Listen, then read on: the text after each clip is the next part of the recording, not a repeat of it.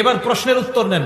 যারা বলেন হুজুর আমার বোন তো আমার সাথে কথা বলে না, আমার ভাই আমার সাথে কথা বলে না, আসেনি এই অভিযোগ। হ্যাঁ, এখন তাদের অভিযোগের জবাব নবীজি দিয়ে দিছে, আমি কি দিব? সহিহ বুখারী হাদিস নাম্বার 5991 নাম্বার হাদিস। ক্বালা রাসূলুল্লাহ সাল্লাল্লাহু আলাইহি ওয়াসাল্লাম, আল্লাহ নবী বলেন লাইসাল ওয়াসিলু বিল মুকাফি, কয় শুধুমাত্র আমি আমার ভাইয়ের সাথে সম্পর্ক জোড়া লাগাইলাম এটার নামে আত্মীয়তার সম্পর্ক রক্ষাকারী এমন না, এটা তো আত্মীয়তার সম্পর্ক রক্ষা হচ্ছেই।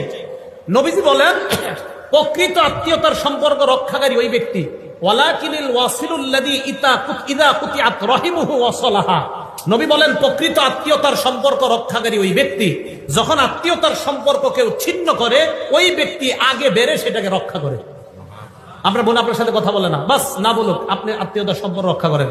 আমি আপনাদেরকে একটা বাংলা বলে যাই, আপনি দেখবেন আপনার ভাইয়েরা বোনেরা আপনারে ঠকাইতেছে, আপনি বুঝতেছেন, এরপরেও আপনি আপনার তাদের সাথে সুন্দর সম্পর্ক রাখতেছেন কেন? যে নবী বলছে আত্মীয়তার সম্পর্ক ঠিক রাখতে। আপনি দেখবেন 2, 4, 5, 10 মাস পরে আপনি খোঁজ নিয়ে দেখবেন তাদের সবার চাইতে আপনি ভালো আছেন। দেখেন, যদিও আপনি বাহ্যিক ভাবে দেখতে একটু হেরে যাচ্ছেন, বাহ্যিক ভাবে আপনি একটু ফেল হয়ে যাইতেছেন, তাদের চেয়ে দেখা যাচ্ছে আল্লাহ আপনাকে ভালো রাখবে, এই কথা মনে রাখেন। তাহলে আত্মীয়তার সম্পর্ক এটাকে বলা হয় প্রকৃত, যে কেউ যদি ছিন্ন করে তার সাথে সম্পর্ক রক্ষা করা। আর আত্মীয়তার সম্পর্ক ছিন্ন করা মানে ফাসিক হওয়া, আত্মীয়তার সম্পর্ক ছিন্ন করা মানে জাহান্নামে যাওয়া। আল্লাহ হেফাজত করেন।